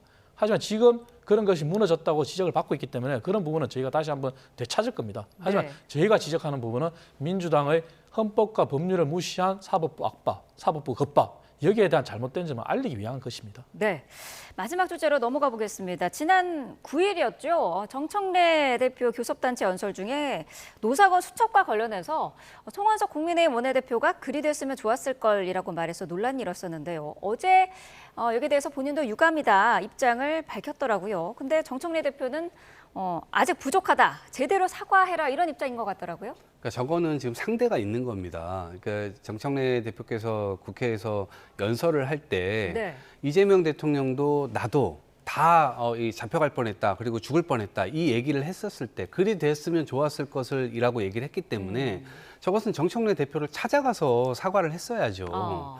그렇기 때문에 지금 진정성 있는 사과가 아니라고 이제 생각할 수밖에 없는 것이고, 엊그저께 왜 국회 법사위에서 박지원 의원께서 굉장히 이 상대당을 향해서 호통을 치고 나경원 의원에 대해서 잘못됐다 이렇게 얘기를 하는 그 과정에서 곽규택 의원인가요? 그분이 굉장히 세게 뭐 사모님 뭐 하세요? 그러니까 이미 돌아가신 분이잖아요. 네. 그런 실수를 했어요. 어찌됐건 그 공방하는 과정에서. 네. 근데 끝나고 나서 와가지고 개별적으로 사과를 했단 말이에요. 거기에서 마음이 누그러지신 분들도 있어요. 물론 곽규택 의원의 어떤 발언이나 이런 것들이 잘못됐다 생각하지만 사과는 그렇게 해야 되는 것이죠. 그래서 깔끔하게 본인 스스로가 잘못했던 측면들이 있고 더더군다나 상대당을 완전히 말살하겠다, 척결하겠다. 대통령께서 그런 이 단어를 써가면서 계엄 선포를 했잖아요. 네. 그러니까 그 상황 속에서 그 누구도 안정감을 느낄 수가 없었을 겁니다. 그러니까 진짜 정말 내가 죽을 수도 있다라는 그런 생각을 했을 텐데 그런 거를 저렇게 국회에서 그냥 추임새 넣듯이 아무렇지도 않게 너무나 가볍게 더더군다나 원내대표께서 그렇게 하시는 것은 너무나 잘못됐다. 그래서 사과도 아주 무게감 있게 하셨으면 좋겠다. 그런 것을 이야기하는 것이 아닌가 싶습니다. 네, 제대로 사과해라라는 부분이 찾아가서 사과했어야 했다라는 지적이신데요. 근데 그거는 보는 시각에 따라 다를 수도 있을 것 같아요. 네. 하지만 송원석 원내대표도 일단 사과를 한 건 맞습니다. 하지만 그것이 당사자가 받아들이기에 부족하다. 그런 지적도 받아들일 수는 있어요. 하지만 중요한 것은 정치가 복원이 돼야 되잖아요. 네. 그리고 이재명 대통령의 주제로 어쨌든 여야 대표가 손을 맞잡았잖아요. 그리고 내일 여야 민생 경제협의체도 출범을 해요. 네. 그렇다면 이것이 지속되려면 원내대표들이 빠질 수는 없잖아요. 그렇다면 저는 이렇게 했으면 좋겠어요. 정말 뭐 물밑에서의 그러한 협상도 있잖아요. 그렇다면 공식적인 부분은 이제 두 분이 그만하시고 네. 물밑에서 비공식적으로 저녁에 만나서 허심탄회하게 소주 한잔 하면서 얘기를 풀든지 이렇게 비공식적인 그러한 라인도 가동이 돼서 그렇게 간다면 더 이상 국민들이 피로감도 안 느끼고 눈살 찌푸릴 일도 없지 않겠습니까? 그래서 공식적인 부분은 이 정도로 끝내고 그렇게 정말 물밑에서 통 크게 두 분이서 만나서 좀 했으면 좋겠다. 그런 바람이 있어요. 네. 말씀하신 그 민생경제협의체가 내일 이제 첫 회의를 열게 되는데 원내대표는 어쨌든 지금 상황에서는 빠져 있는 상태거든요. 그러면은 이후에 추가적으로 좀 합류할 가능성도 있다고 보시나요? 당연히 합류해야죠. 왜냐하면 민생경제협의체가 국회가 결국은 할 수 있는 권한이 네. 법률을 재개정하고 예산을 통과시켜야 되지 않습니까? 결국 정기국회에서 해야 될 가장 중요한 일이 내년도 예산안이잖아요. 원내대표가 각 원내 의원들을 이끄는 그러한 수장이잖아요. 네. 원내대표가 빠진 협의체가 어떻게 정상화되겠습니까? 그래서 빠르게 합류해서 지금 현재는 3+3으로 출범하지만 이게 때에 따라서는 4+4가 될 수도 있고 5+5가 될 수도 있어요. 정말 민생을 위해서 한다는 마음가짐으로 한다면 모든 법안들도 민주당 일방 독주로 처리되는 게 아니라 협의를 해서 하나하나 나간다면 네. 시간이 걸리더라도 그러면 국정이 더 안정화되고 국민들도 더 편안함을 느끼지 않을까요? 그래서 저는 원내대표들은 반드시 참여해야 된다. 그런 생각을 하고 있습니다. 네, 여야가 건건히 충돌하고 있는 상황인데 이 민생경제협의체가 제대로 역할을 할 수 있을지도 관심이거든요. 어떻게 예상하시나요? 지난 대통령께서 여야 대표 회담을 같이 했잖아요. 이제 그때 그 결과로 지금 민생경제협의체가 이제 만들어지게 됐고 네. 지금 이제 첫 발을 이제 내딛는 시점이에요. 그렇기 때문에 국민의힘의 원내대표께서 빨리 본인의 어떤 실수를 했던 지점들을 좀 바로잡는 노력들이 좀 필요하다라고 생각을 하고요. 네. 그리고 앞으로 국민들께서는 기대하시는 것이 국회가 싸우는 일이 맞습니다. 근데 싸우더라도 국민들을 위해서 해야 되는 결정은 뒤로 미루지 말라는 겁니다. 그래서 그 지점에서 책임감을 좀 더 야당이라고 하더라도 느껴주시고 그렇게 한다면 한 발 한 발 그렇게 간다면 좀 국민의 지지도 다시 찾아올 수 있을 거라 보거든요. 그래서 네. 어쨌든 지난 계엄과 탄핵 이런 부분들에 대해서 사과하고 국민들의 삶을 제대로 챙기는 그런 야당의 모습을 보여주시길 기대합니다. 네, 알겠습니다. 두 분 말씀 여기까지 듣겠습니다. 이동학 전 더불어민주당 최고위원, 이창근 국민의힘 하남을 당협위원장과 함께했습니다. 고맙습니다.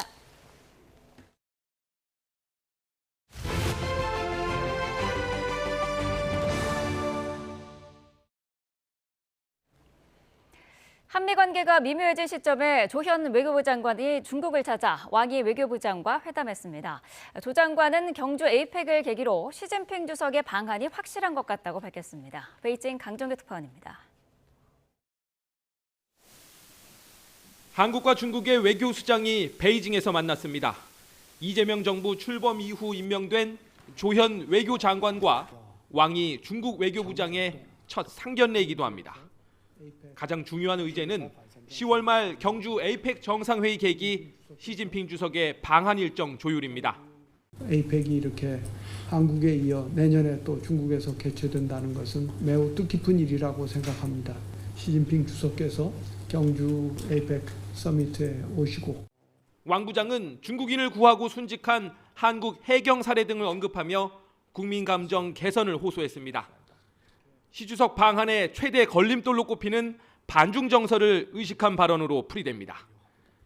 최근 균열을 드러낸 한미 관계도 파고들었습니다. 我们愿意同包括韩方在内的国际社会一道，维护以联合国为核心的国际体系，也推动国际秩序朝着更加公正合理的方向去发展。 3시간에 걸친 회담과 만찬이 끝난 뒤 조 장관은 시 주석의 방한이 확실하다는 걸 느꼈다고 전했습니다. 사전 준비를 위해 왕이 부장도 다음 달 답방할 거라고 덧붙였습니다. 미중 전략 경쟁과 글로벌 공급망 변화, 한반도 비핵화 등 국제 현안도 두루 논의했습니다. 북한 김정은 위원장이 5차 방중 때 적대적 두 국가론을 펼쳤다는 점도 확인했습니다. 다만 조 장관은 한미 관계가 의심을 받는다거나 그로 인해 이번 방중이 이루어진 건 아니라고 선을 그었습니다. 베이징에서 YTN 강정규입니다. 네, 위성락 국가안보실장은 다음 달 에이펙 정상회의에 김정은 북한 국무위원장이 올 가능성은 없다고 밝혔습니다. 반면 트럼프 미국 대통령은 방한할 걸로 보이는데요. 북미 대화를 통해 남북관계 개선에 나서려는 정부 구상이 당장 실현되는 건 쉽지 않아 보입니다. 강진원 기자입니다. 이재명 정부의 외교안보 총사령탑인 위성락 국가안보실장이 중견 언론인 단체 간담회에서 민감한 현안 관련 질문에 답했습니다. 경주 에이펙 정상회의가 북미 대화 재개의 계기가 될 수 있다는 기대에는 우선 선을 그었습니다. 트럼프 미국 대통령의 참석이 예상되는 10월 말 아시아태평양 경제협력체 정상회의에 김정은 북한 국무위원장은 오지 않을 거란 겁니다. 트럼프 대통령이 그 계기에 방한하실 걸로 기대를 하지만 확정은 아직은 아니고 김정은 위원장은 에이펙에 올 가능성이 없다고 봐야 되겠죠. 남북 간 신뢰에 금이가 있는 상황에서 북미 대화 재개를 고리로 한반도 평화 구축 로드맵을 그려가겠다는 계획이지만 가까운 시일 내에 만나기는 어려워졌다는 게 정부의 판단입니다. 우크라이나 전쟁 이후 군사동맹 수준에 이른 북한과 러시아. 여기에다 전승절을 계기로 그동안의 소원함을 푼 북중 관계까지. 이들 3국의 밀착은 가뜩이나 얽힌 한반도 정세를 더 풀기 힘든 고차 방정식으로 만들었습니다. 주변 정세의 흐름을 보면 북한이 단기간에 대화에 나설 요인도 그렇게 크다고 보기는 어렵겠습니다. 위 실장은 그러나 한반도 비핵화라는 궁극적인 목표를 달성하기 위해 차근차근 단계를 밟아가겠다는 의지를 내비쳤습니다. 핵과 미사일 동결, 축소, 비핵화라는 이재명 대통령의 3단계 접근법을 설명한 거란 분석입니다. 위성락 실장은 진통을 거듭하는 한미 관세 협상에 대해선 장기화하는 건 바람직하지 않지만 중요한 건 내용이란 취지로 설명했습니다. 시간에 쫓겨 국익에 반하는 무리한 합의를 하진 않겠다는 뜻을 거듭 강조한 것으로 풀이됩니다. YTN 강준원입니다. 해킹 사고가 발생했던 롯데카드가 오늘 오후 1시 30분 피해 규모를 밝히고 대국민 사과를 합니다. 롯데카드는 금융당국의 조사가 끝남에 따라 오늘 대국민 사과를 비롯해 사고 경위, 고객 보호 조치 설명을 위한 언론 브리핑을 한다고 밝혔습니다. 언론 브리핑은 조주아진 롯데카드 대표가 직접 할 예정입니다. 금융당국에 따르면 해킹으로 유출된 정보는 롯데카드가 초기에 보고한 1.7GB 수준을 넘는 심각한 수준인 것으로 알려졌습니다. 피해자 규모도 초기 예상했던 수만 명 수준을 넘을 것으로 보입니다. 평소 자신을 무시했다며 주점 사장에게 흉기를 휘두른 50대가 경찰에 붙잡혔습니다. 선로에 뛰어든 행인이 열차에 치여 숨지는 일도 있었습니다. 밤사이 소식 김다연 기자입니다. 가게 바닥이 핏자국으로 얼룩져 있습니다. 어젯밤 경기도 성남시 신흥동에 있는 주점에서 50대 남성 A씨가 휘두른 흉기에 60대 여성이 크게 다쳤습니다. 다친 여성은 가게 주인으로 만취 상태인 A씨에게 술을 팔지 않겠다고 하자 변을 당한 겁니다. 얼굴 다 싸냈으니까 아내가 나가더라고. 일에 식구가 하는 거고 그냥 좋아서. 가게 단골이던 A씨는 평소 사장이 자신을 무시한다고 생각해 범행을 저질렀다고 진술한 거로 파악됐습니다. 경찰은 피해자 상태가 심각하다고 보고 특수상해가 아닌 살인 미수 혐의를 적용해 A씨를 현행 체포했습니다.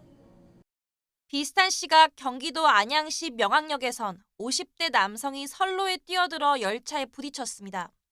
심정지 상태로 병원에 옮겨진 남성은 결국 숨졌고 사고 조치로 열차 운행이 50분가량 지연되면서 이용객들이 불편을 겪었습니다. 차량 한 대가 완전히 으스러졌고 주변 건물은 검게 그을렸습니다. 오늘 새벽 경북 포항시 육거리 부근에서 차량이 옆으로 넘어진 사고가 났습니다. 차에 불이 나면서 운전자는 숨졌고 주변 건물로 불이 옮겨 붙기도 했습니다. 어제 오후 서울 신림동에선 고시원 건물에서 불이 나 12명이 급히 대피하는 소동이 벌어졌습니다. 소방당국은 전기 배전반에서 불이 시작됐다는 신고를 토대로 정확한 원인을 조사하고 있습니다. YTN 김다현입니다. 대만 여성 유튜버가 서울 홍대 거리에서 폭행당한 사건의 가해자는 중국인이 아닌 한국인 남성이었던 것으로 뒤늦게 확인됐습니다. 서울 마포경찰서는 어제 오전 가해자는 중국 국적 20대 남성이라고 공지했다가 약 7시간 만에 한국인 남성이라고 번복했습니다. 이 같은 혼선은 경찰이 A씨의 사건과 다른 대만 여성 폭행 사건을 혼동했기 때문인 것으로 파악됐습니다. 쌍방울 대북 송금 의혹 수사 당시 검사실 안에서 술파티가 있었다는 이화영 전 경기도 평화부지사의 주장을 뒷받침하는 정황이 법무부 실태조사 결과 드러났습니다.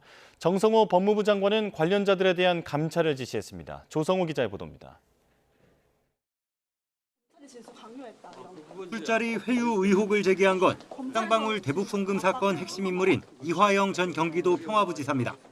2023년 6월 18일 무렵 수원지방검찰청 검사실에서 연어 요리와 함께 술을 마셨고 이 자리에서 이재명 대통령에게 불리한 진술을 해달라는 김성태 전 쌍방울 회장 등의 회유가 있었다고 주장했습니다. 이재명 대표가 제3자 뇌물죄로 기소되면 저와 지금 제가 1심에서 처벌받은 모든 내용들이 다 상쇄되고 모성으로 나갈 수 있게 할 수 있다라는 제안을 받았고 당시 수원지검은 개호교도관 38명을 조사했다며 이 전 부지사 주장이 명백한 허위라고 반박했습니다. 법무부는 정성호 장관 취임 직후 교정본부에 특별 점검팀을 꾸려 실태조사를 벌였는데 검찰 발표와는 달랐습니다. 2023년 5월 17일 검사실 안에 있는 영상 녹화실에서 이 전 부지사와 김 전 회장 등이 수사를 맡은 박상용 검사와 연어 요리로 저녁 식사를 했고 김 전 회장이 종이컵에 술을 마신 정황이 나왔습니다. 이 전 부지사가 지목한 날짜는 아니지만 유사한 상황이 있던 게 드러난 겁니다. 법무부는 이 전 부지사 얘기를 직접 들은 수용자 2명, 교도관 진술과 출정일지 등을 근거로 들었습니다. 이 전 부지사의 다른 주장들도 어느 정도 신빙성이 있다고 봤습니다. 김 전 회장이 검찰 조사를 받을 때 외부 음식이 여러 차례 반입됐고 검찰청 안에서 이 전 부지사 등 공범들과 수시로 모여 대화를 나눴다는 의혹입니다. 또 쌍방울 직원이 검사실에 상주하면서 김 전 회장 시중을 들었고 이런 조치들에 대해 교도관이 검사에게 항의했다고도 했는데 법무부는 교도관 진술 등을 볼 때 사실일 가능성이 있다고 판단했습니다. 이에 정성호 장관은 조사 결과로 드러난 위법하고 부당한 사실에 대해 관련자들에 대한 감찰에 나설 것을 지시했습니다. 정 장관은 조사 결과와 관련해 검찰이 정권 입맛에 맞는 결과를 만들어내기 위해 피고인들과 공범들을 회유하고 진술을 오염시키려 했다면 중대한 위헌, 위법 행위라고 지적했습니다. 박상용 검사는 입장문을 통해 이 전 부지사 주장은 사실무근이라고 거듭 밝히면서 법무부 발표는 진행 중인 재판에 부당한 영향을 미치려는 의도라고 반발했습니다. YTN 조성호입니다.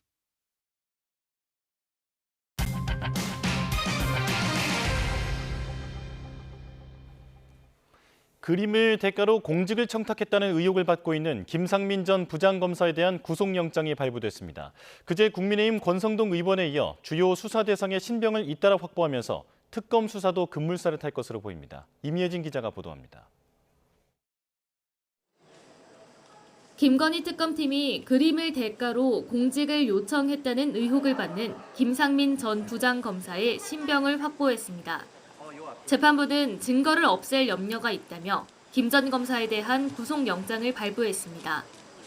지난 8일 자택 압수수색부터 피의자 신문조사, 구속영장 발부까지 불과 열흘 만에 속전속결로 이뤄졌습니다. 김 전 검사는 특검이 청구한 구속영장 내용은 사실과 다르다며 혐의를 거듭 부인해왔습니다. 그림은 김건희 씨 오빠 부탁으로 값을 받고 구해준 거고 국정원 법률특보 자리는 윤석열 전 대통령에게 검찰 내부 동향을 보고해 신임을 얻었을 뿐이라는 겁니다. 특검은 일단 구속을 한 다음에 진실을 규명하겠다고 하지만 이는 자유민주주의 기본 질서에 위배되는 명백한 수사권 남용입니다. 구속이라는 제도가 어떤 정치적 목적이나 수사 편의를 위한 수단이 될 수는 없습니다. 구속심사에서는 그림의 위장 여부와 직무 관련성을 두고 치열한 공방이 펼쳐졌습니다.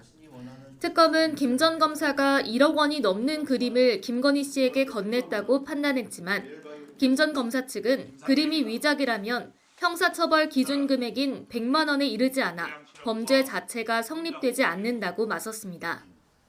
양측이 3시간가량 법리 다툼을 벌인 끝에 재판부는 결국 특검의 손을 들어줬습니다. 앞서 특검은 적용 법률은 수사 과정에서 달라질 수 있다며 뇌물죄 수사에 대한 여지를 남겨뒀는데 향후 수사는 공직자인 윤 전 대통령과의 연관성을 규명하는 데 집중할 거로 전망됩니다. 아울러 비슷한 매관매직 의혹을 받는 이배용 전 국가교육위원장과 박성근 전 국무총리 비서실장을 향한 수사에도 탄력이 붙을 것으로 보입니다. YTN 임혜진입니다. 김건희 특별검사팀에 출석한 통일교 한학자 총재는 국민의힘 권성동 의원이나 김건희 씨에게 자신이 금품을 전달할 이유가 없다며 의혹을 부인했습니다. 특검은 향후 이 사건을 법에 정해진 원칙과 절차에 따라 엄정하게 처리할 예정이라고 밝혔습니다. 이준엽 기자입니다. 불러도 나오지 않던 통일교 한학자 총재가 관계자 부축을 받으며 특검에 자진 출석했습니다. 김건희 씨에게 목걸이와 가방 전달하는 거 천천히 가십시오. 이러는데 수고가 많아요. 나중에 들으세요. 10시간 가까운 조사를 마치고 나설 때는 휠체어를 타고 등장했는데 금품 전달 의혹에 대해서는 내가 왜라는 반응을 보였습니다. 권성동 의원에게 1억 원 왜 전달하셨나요? 내가 왜 그럴 필요가 있습니까? 청탁을 직접 지시하거나 승인한 게 아닌가요? 없어요.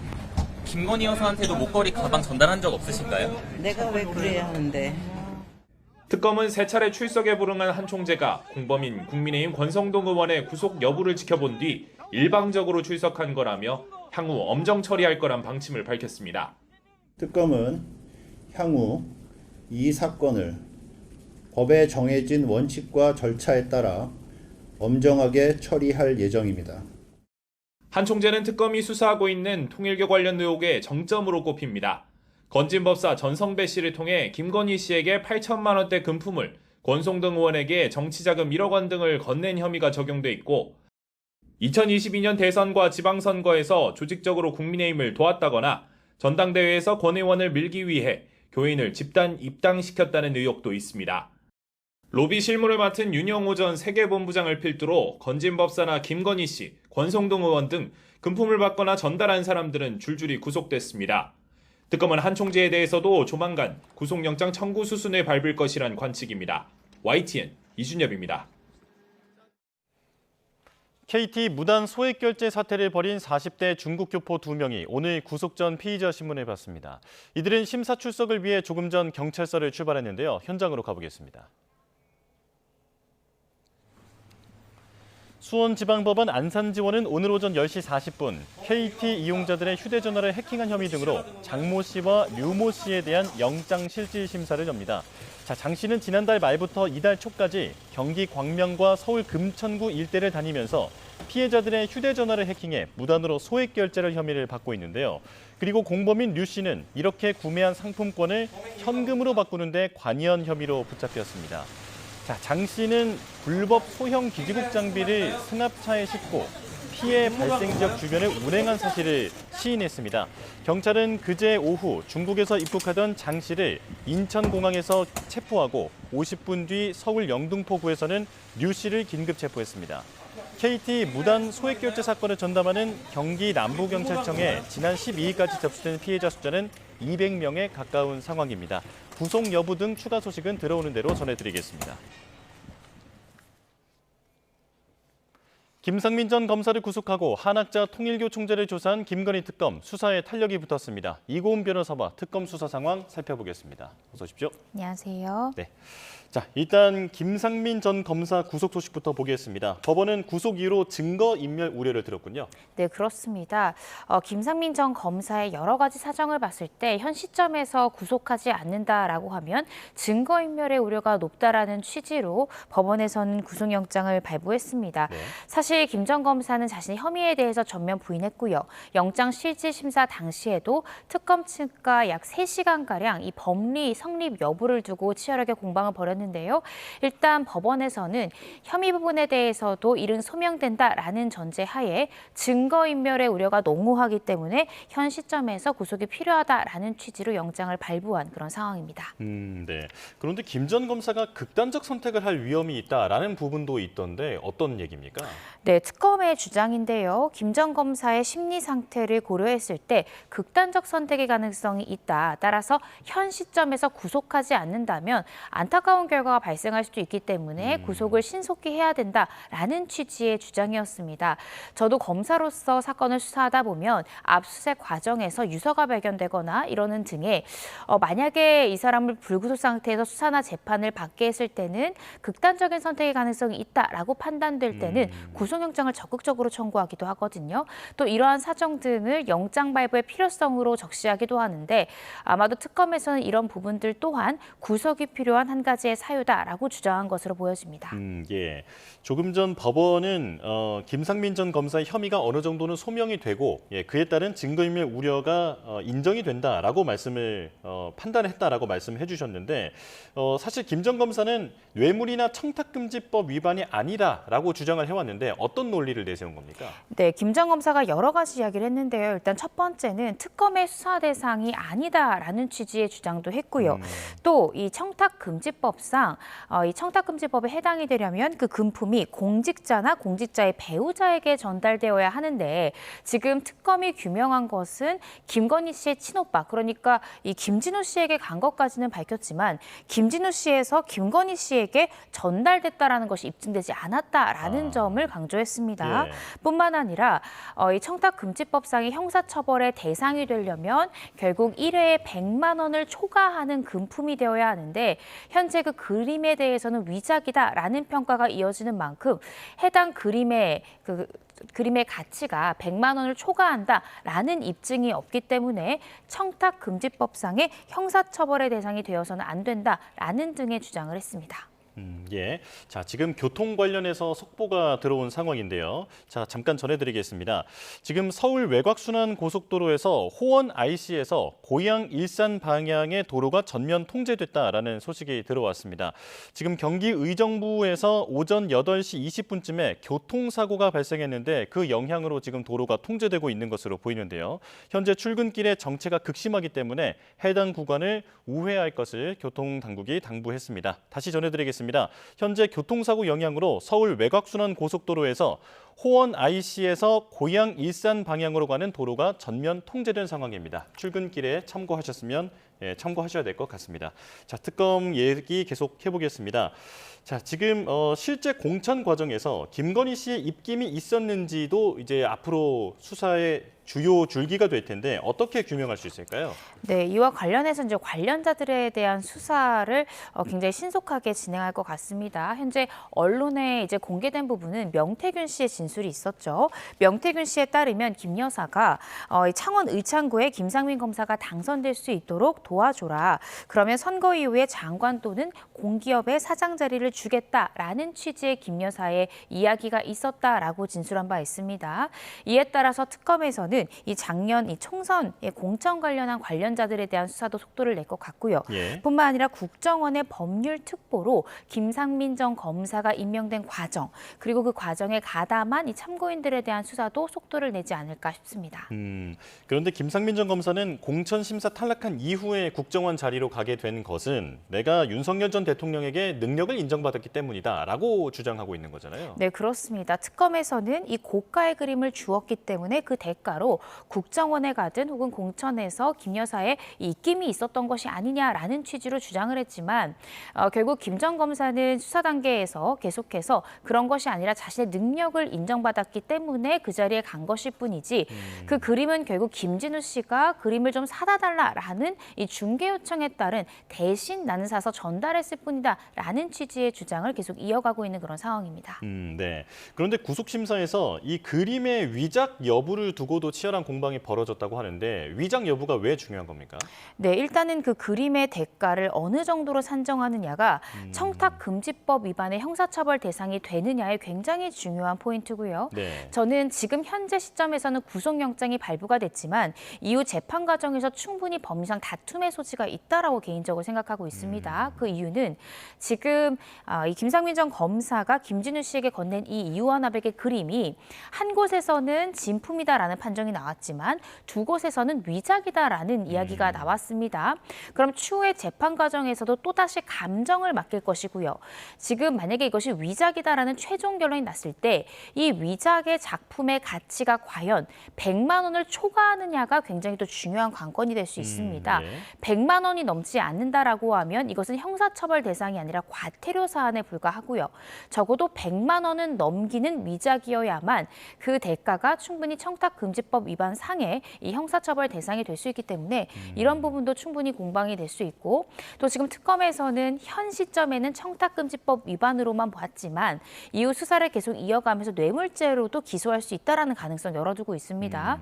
뇌물죄 같은 경우에 넘어간 금품의 대가가 3천만 원을 넘는 경우에는 또 특가법이라는 다른 죄명을 더 적용할 수 있고 가중처벌의 대상이 될 수 있기 때문에 결국 그 그림이 진품인지 또 가품인지 가품이라고 한다면 그 가치가 어느 정도가 될지 이런 부분들이 추후에 계속해서 수사가 필요한 그런 부분입니다. 네, 100만 원이 중요한 기준이 된다라고 또 이제 이해를 할 수 있을 것 같은데 만약 100만 원 이상인 경우라면 진품이든 가품이든 지금 김상민 전 검사가 이걸 진품인 줄 알고 건넸는지 위작인 줄 알고 건넸는지도 혹시 나중에 형량에 어떤 영향이 있습니까?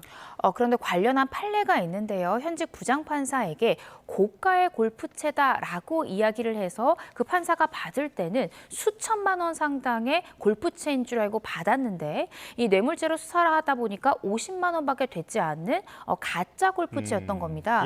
그때 법원은 실제 받는 사람이 수천만 원짜리인 줄 알고 받았다 하더라도 실제 그것이 가품이고 가치가 52만 원밖에 되지 않는다면 결국 뇌물수수의 대가는 52만 원 상당의 금품을 받은 것으로 평가해야 된다라는 취지의 판례가 있었거든요. 그래서 이런 것들로 봤을 때 실제 이것이 진품이다라고 해서 샀다 하더라도 실제적 가치가 위작이고 그 위작의 가치가 지금 1억 4천만 원에 미달된다라고 한다면 사실상 그 가치가 현저하게 낮게 평가될 가능성도 충분히 있다라는 생각이 들어서요.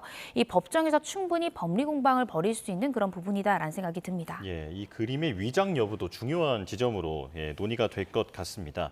자, 이제 한학자 총재 얘기로 넘어가겠습니다. 세 차례 출석 요구에 불응하다가 체포 가능성이 거론되자 이제 자진 출석을 해서 조사를 받았는데 혐의 대부분을 부인했다고 하죠. 네, 그렇습니다. 특검에서도요. 50쪽 가량의 질문지를 준비했다라고 보도가 되는데 한 총재는 진술 거부권 행사하지 않고 혐의를 전면 부인했던 것으로 지금 나오고 있습니다. 또 특히 눈에 띄는 것은 한 총재가 신문 과정에서 자신의 가르침을 받는 후보가 대통령에 당선돼야 된다라는 입장을 되풀이했다라는 보도까지 나오고 있는데요. 지금 한 총재는 계속해서 윤영호 전 본부장과 관련된 부분에 대해서는 이 윤 전 본부장의 개인 일탈일 뿐이지 통일교 차원의 지시나 어떤 개입은 없었다라는 취지로 주장하고 있고 실제로 윤영호 전 본부장의 아내가 이 재정을 담당했었는데 그 윤영호 전 본부장 배우자에 대해서도 사기 등의 혐의로 고소한 그런 상황입니다. 네. 하지만 전달자로 지목된 윤영호 전 세계본부장의 증언은 다릅니다. 어제 첫 재판이 있었는데 권성동 의원과 김건희 여사 측에 이제 금품을 전달을 했고 선물 구매에 쓴 돈이 어디서 났는지는 모르겠다라고 얘기를 했거든요. 그런데 어쨌든 개인의 일탈은 아니다라는 입장인데 이게 향후 한학자 총재에게는 불리하게 작용을 하겠죠. 네, 그렇습니다. 한 총재 아마 조사 과정에서도 윤 전 본부장이 수사 단계 때 했던 이 조서 내용을 토대로 강하게 추궁 조사가 일어났을 가능성이 굉장히 높을 것 같은데요. 말씀 주신 대로 어제 윤영호 전 본부장의 첫 번째 공판이 있었고 자신의 변호인을 통해서 각 혐의에 대한 입장을 밝혔습니다. 우선 2022년 1월에 권성동 의원에게 정치자금 1억 원 전달한 부분에 대해서는 모두 인정을 했습니다. 뿐만 아니라 교단의 현안을 청탁할 목적으로 건진법사 이 전성배 씨에게 고가의 명품 가방 등을 전달한 사실은 인정을 했지만 그 해당 물품이 전성배 씨에서 김건희 씨까지 전달됐는지는 확인이 필요하다라는 취지로 일부 혐의 인정했고요. 마지막으로 이 한 총재 등을 비롯해서 통일교 측의 고위 간부의 해외 원적 도박 사건 관련해서 권 의원에게서 수사 정보를 미리 듣고 어떠한 자료들을 폐기한 것이 아니냐라는 의혹 관련해서는 혐의를 부인한 그런 상황입니다. 예. 그런데 궁금한 게 한학자 총재가 그 진술을 거부하지는 않았지만 대부분의 혐의를 부인했다고 하지 않습니까? 근데 네. 그 부인했다고 하면 예를 들면 모른다거나 기억나지 않는다거나 이런 얘기를 했을 것 같은데 진술을 거부한다라는 어떤 명시적인 표현이 아니라 모른다, 기억나지 않는다라고 하는 그런 표현이 어떤 법적으로는 의미가 다른 겁니까? 그렇지는 않습니다. 사실 모른다, 기억이 나지 않는다는 것은 피의자 신분에 있는 한학자 총재에게도 그다지 실익이 없는 답변이다. 그러니까 답변적 가치가 없다라고 이해하시면 될 것 같습니다. 예. 혐의를 부인할 때 그 부인하는 진술이 힘을 얻으려면 나는 그런 사실이 없다. 내가 그때 당시에 그 자리에 없었다라는 것은 그날 사용한 카드 내역 등 이 물증에서도 분명히 입증이 되는 부분이다. 이러한 취지로 자신이 혐의를 부인하는 부분을 부연하고 힘을 보태줄 증거를 제시하거나 합리적인 이유를 대면서 부인을 할 경우에는 부인하는 진술에 힘이 실어질 수 있지만 단순히 기억이 나지 않는다, 그건 모르겠다라는 진술은요. 사실상 부인이긴 하지만 그 부인 진술에 힘을 보탤 수 있는 어떠한 증거도 없는 상황이라서 사실은 특검에서는 어제 조사를 통해서 아마 특검이 지금까지 확보한 증거만으로도 한 총재에 대해서 구속영장을 청구했을 때 혐의 소명 자체는 자신이 있다라고 판단했을 가능성이 높지 않을까 싶습니다. 예. 자, 특검은 이제 구속영장 청구를 예고한 상황인데 시점은 언제가 될 거로 보십니까? 저는 빠르면 오늘도 구속영장 청구될 수 있다고 생각이 듭니다. 예. 어제 한 총재에 대한 조사는요. 사실상 형식적인 조사였다라는 생각이 들고 50장가량의 질문지가 길다라고 느껴지실 수도 있지만 사실 중요 사건에 대해서 50장 정도의 질문지 그리고 단 몇 시간 안에 그 질문지를 모두 소화했다라는 것은 심층적인 특검이 가지고 있는 증거를 모두 저는 오픈하지 않았다는 생각이 들거든요. 예. 그래서 한 총재가 진술을 거부하거나 혹은 진술하더라도 그 진술이 길어지는 것, 그 모든 것을 감안해서 한 번의 조사로 끝나고 바로 구속영장을 청구하기 위해서 준비를 하고 있었을 가능성이 굉장히 높다라고 저는 개인적으로 생각하기 때문에 저는 빠르면 오늘도 한 총재에 대한 구속영장 청구가 신속하게 일어날 수 있다라는 생각이 듭니다. 예. 그렇다면 법원은 어떻게 판단할지가 궁금한데 상당히 고령이고 그리고 또 종교 지도자라는 점도 좀 고려가 될 사항일까요? 네, 지금 저는 구속영장 청구 가능성 굉장히 높고요. 실제 특검에서도 하겠다라고 이야기를 했지만 법원에서도 발부 가능성이 상당히 높다라고 개인적으로 추측하고 있습니다. 결국 영장전담 판사가 고민할 것은 두 지점인데요. 증거인멸의 우려가 상당히 높다라고 볼 가능성이 좀 높다고 보여지거든요. 그 이유가 통일교의 최정점인 총재이기 때문에 자신이 직접 어떤 자금을 전달하거나 자신이 직접 개입하진 않았을 거라는 거죠. 윤 전 본부장 등 이 통일교회는 간부들을 이용해서 결국 지시 등이 이루어졌을 것 같은데 한 총재의 입김이 통일교회 안에서 이 전달자 역할을 했던 사람들에겐 상당할 것이기 때문에 사실상 인적 증거를 인멸하고 진술을 회유할 가능성이 상당히 높다라고 영장전담 판사도 볼 수 있을 것 같습니다. 그래서 구속의 필요성은 높다라고 볼 수 있는데 반면 말씀 주신 대로 동종 범죄 전력이 없는 상황에서 80대의 고령이라는 점, 또 최근에 심장 관련한 시술을 받았 받았다라는 거지 않습니까? 근데 심장은 우리 몸에서 굉장히 중요한 장기이고 생명에도 굉장히 치명적인 결과를 발생할 수 있는 장기에 대한 시술을 고령의 나이에서 최근에 받았다라는 점에서 과연 수감 생활을 이어갈 만큼의 건강 상태인가, 이 충돌하는 두 가지의 법익으로 굉장히 고민할 것 같습니다. 그렇지만 이미 한 총재의 지시를 들은 이 윤영호 전 본부장에 대해서도 구속이 됐고요. 또 한 총재의 공범이라고도 볼 수 있는 권상동 의원에 대해서도 구속영장이 이미 발부가 됐기 때문에 전달자조차 지금 구속된 상황에서 가장 최정점에 있는 사람의 불법성은 상당히 높을 수 있다라고 판단할 가능성이 높기 때문에 구속영장 발부 가능성이 좀 더 높지 않을까 싶습니다. 예, 지금 말씀해 주신 내용을 정리를 하면 지금 권성동 의원이 구속이 된 것은 이제 돈을 받았다라고 알려져 있는 사람이 구속이 된 거잖아요. 네. 그리고 이제 돈을 준 사람, 그러니까 한학자 총재가 이제 구속 심사를 곧 받게 될 수도 있는 그런 상황인데 이런 수사를 관련해서 해보시다 보면 이제 뇌물의 그 물건이라든지 현금이라든지 이런 게 발견되지 않는 사례도 상당히 많죠. 거의 발견되지 않습니다. 뇌물 수사 같은 경우에는 실질적으로 뇌물을 주는 사람도 받는 사람도 추적이 되지 않도록 보통 현금으로 넘기는 경우가 통상적이거든요. 예. 그래서 큰 쇼핑백, 그러니까 돈이 들었을 것이라고 추정되는 쇼핑백을 들고 카페로 향하는 CCTV 영상 혹은 공여자가 혹시나 저 사람이 내 청탁을 들어주지 않으면 어떡하지 하면서 보통 돈을 넘겨줄 때 공여자는 증거를 남깁니다. 메모랄지 아니면 넘기기 직전에 쇼핑백에 이 돈다발이 든 사진이랄지 이런 것들에 대한 물증을 남기는 것인데, 이런 것들을 토대로 공여자의 자백 진술을 더해서 기소하는 것이 통상적이기 때문에요. 보통은 현금으로 넘어가는 그 금품 그 자체가 발견되는 뇌물 사건은 굉장히 드물다라고 이해하시면 될 것 같습니다. 네, 알겠습니다. 특검 상황 여기까지. 자, 질문을 하나만 좀 더 드릴게요. 자, 지금 통일교가 투트랙으로 김건희 씨와 윤석열 전 대통령에게 어떤 뇌물을 건넨 것, 이렇게 지금 특검은 보고 있는 건데, 그러니까 김건희 씨와 윤석열 전 대통령과의 그 어떤 이제 연결 관계가 있을 거 아니에요. 뇌물이 네. 어떤 방식으로 전달이 됐는지 이런 부분에 대해서도 하나하나 규명이 필요한 상황이죠. 네, 그렇습니다. 지금 김건희 씨가 받았다라고 특검이 보고 있는 고가의 물품들도 결국 이러한 이 통일교의 현안을 해결하기 위해서는 김건희 씨는 공무원이 아니었고 대통령이 아니었기 때문에 최종적으로는 대통령이 힘을 써줘야 되는 그런 부분이니까요. 결국 공범 관계에 대한 규명이 필요한 그런 상황입니다. 네, 알겠습니다. 자, 특검 수사 상황 여기까지 듣겠습니다. 이고은 변호사와 함께했습니다. 고맙습니다. 국민의힘이 최근 여권에서 주장하는 조희대 대법원장 사퇴와 내란 재판부 설치 등의 우려를 표시하고 대응 방안을 논의합니다. 최고위원회의 현장 연결합니다.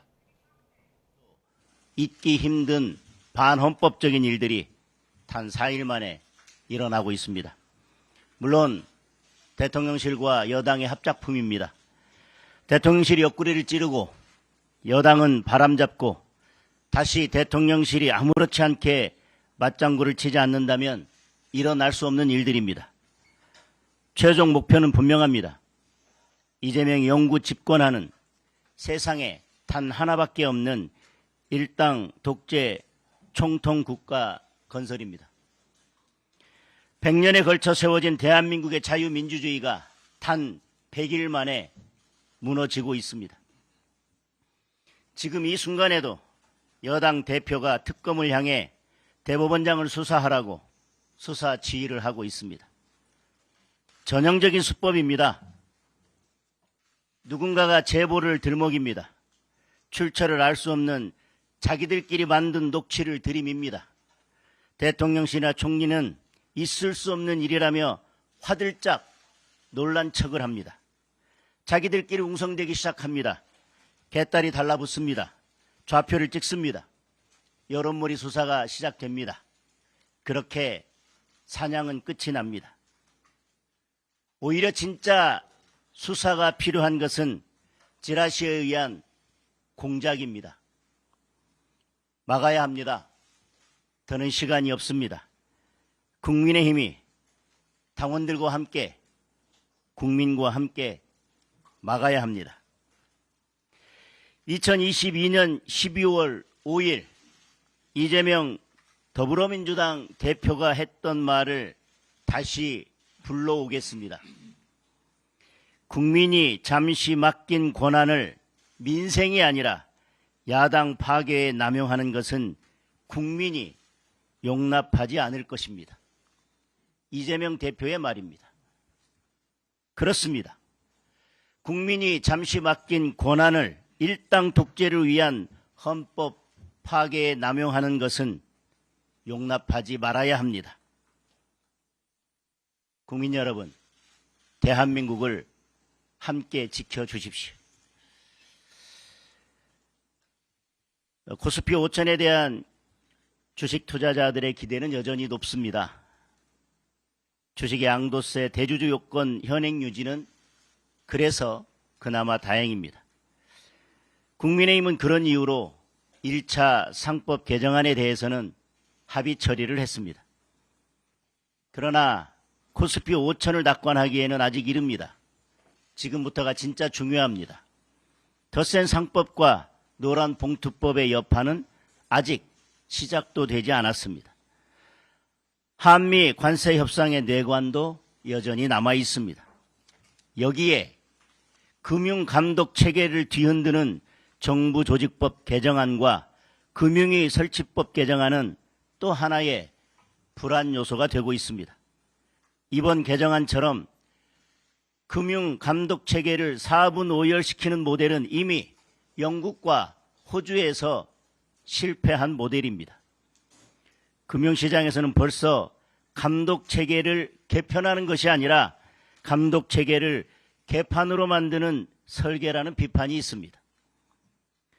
자사주 의무 소각과 디스커버리 제도를 주요 골자로 하는 3차 상법 개정안도 그 취지는 좋지만 경영권을 보호할 수 있는 장치가 마련되지 않는다면 결과적으로 자본시장의 균형만 깨뜨리게 될 것입니다. 이재명 정부 첫 세제 개편안에 따르면 기업의 불량 지배 구조를 자초하는 상속세는 논의에서 완전히 빠져 있습니다. 배당소득 분리 과세 최고 세율도 현행에서 고작 네, 국민의힘 장동혁 대표의 발언 들어봤습니다. 민주당이 제기한 조희대 대법원장과 한덕수 전 국무총리 등의 비밀회동 의혹 제기 그리고 내란 재판부 설치 등에 대해서 국민이 함께 막아야 한다라고 강조했습니다. 자세한 회의 소식은 이어지는 뉴스에서 전해드리겠습니다. 자, 그리고 개장 상황도 살펴보겠습니다. 미국 FOMC 금리 인하에 코스피가 급락 뒤에 곧바로 반등하고 있습니다. 코스피가 0.57% 오른 3,432.77포인트로 개장했고 코스닥은 0.76% 오른 851.94포인트로 개장했습니다. 자, 그리고 원달러 환율은 0.15 내린 1,380원에 개장한 상황입니다. 개장 상황도 잠시 뒤에 다시 전해드리겠습니다. 자, 조희대 대법원장이 어제 입장문을 통해 최근 정치권에서 제기된 비밀회동 의혹을 전면 부인했죠. 직접 입장을 밝히지는 않았는데 오늘 출근길 현장은 어떨지 가보겠습니다. 정치권 사퇴 요구에 대해 어떤 입장이십니까? 자, 민주당이 내란 특검이 수사해야 한다라고까지 주장했던 비밀회동 의혹 제기 이 부분에 대해서 조희대 대법원장은 입장문을 통해서 전면 부인한 바 있습니다. 그리고 지금 보시는 것처럼 취재진의 질문에도 묵묵부답으로 일관하고 있습니다. 자, 앞서 더불어민주당 부승찬 의원이 윤석열 전 대통령의 파면 사흘 뒤인 지난 4월 7일 조 대법원장이 한덕수 전 국무총리 등과 오찬을 함께했다라는 제보 내용을 소개했는데요. 이 자리에서 조 대법원장이 이재명 사건은 대법원에서 알아서 한다라고 말했다는 의혹을 제기한 바 있습니다. 이에 대해서 어제 조 대법원장은 전면 부인하는 입장을 밝힌 바 있습니다. 자, 한덕수 전 총리와는 물론이고 외부의 누구와도 논의한 바가 전혀 없으며 거론된 나머지 사람들과도 제기되고 있는 의혹과 같은 대화 또는 만남을 가진 적이 없음을 명백히 밝힌다라고 강조했습니다. 자, 오늘 출근길에서 추가 입장이 나올지 주목됐습니다만 지금 보시는 것처럼 별다른 말 없이 곧바로 사무실 안으로 들어가는 모습을 확인하실 수 있습니다. 관련 소식도 들어오는 대로 전해드리겠습니다. 조금 전 속보로 전해드린 내용 조금 더 자세히 보겠습니다. 오늘 오전 8시 20분쯤 수도권 제1순환고속도로 호원 나들목 근처에서 고양 일산 방면이 전면 통제됐습니다. 교통사고 여파로 통행이 통제된 건데 당국은 해당 구간 이용 차량은 우회하라고 당부했습니다. 취재기자 연결합니다. 배민혁 기자 자세한 소식 전해주시죠. 네, 먼저 실시간 CCTV 그 화면 보면서 설명드리도록 하겠습니다. 이 CCTV 화면 상단을 보면 3개 차선의 차량이 가득하게 정체돼 있고 가운데 화면을 보시면 경찰차 한 대가 있는 모습도 보실 수 있습니다. 경찰이 도로를 통제하고 있는 건데요. 오늘 오전 8시 20분쯤 경기 의정부시는 안전재난 문자를 통해 수도권 제1순환고속도로에서 교통사고 영향으로 구간 통제가 이뤄지고 있다고 밝혔습니다. 정확히는 호원, 의정부 나들목에서 일산 고양 방면 3개 차선이 전면 통제된 건데요. YTN 취재 결과 새벽 6시 45분쯤 발생한 화물차와 승용차 사이 추돌 사고를 수습하기 위해 교통을 통제한 것으로 파악됐습니다. 경찰은 승용차가 운행 중에 차량 고장으로 3차로에 멈춰섰고 뒤따르던 화물차가 이를 보지 못하고 추돌해 사고가 난 것으로 보고 있습니다. 지금까지 이 사고로 2명이 다친 것으로 파악됐는데 다행히 생명에는 지장이 없는 것으로 전해졌습니다. 경찰은 사고를 수습하는 대로 정확한 사고 경위를 조사할 방침입니다. 또 현재 교통통제 여파로 극심한 정체가 빚어지고 있는 가운데 당국은 해당 구간을 이용하는 차량은 우회해달라고 당부했습니다. 지금까지 사회부에서 YTN 배민혁입니다. 네, 뉴스원 목요일 순서 마칩니다. 내일 다시 뵙겠습니다. 고맙습니다.